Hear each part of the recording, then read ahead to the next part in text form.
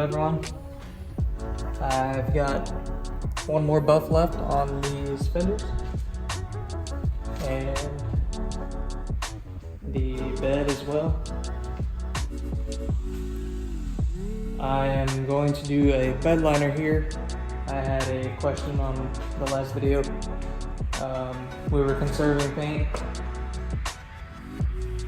and it's gonna get bed liner anyway, so doesn't need paint there.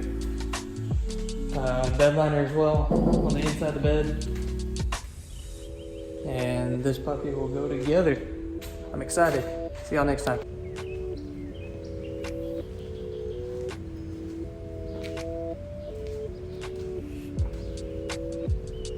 What's up, everyone?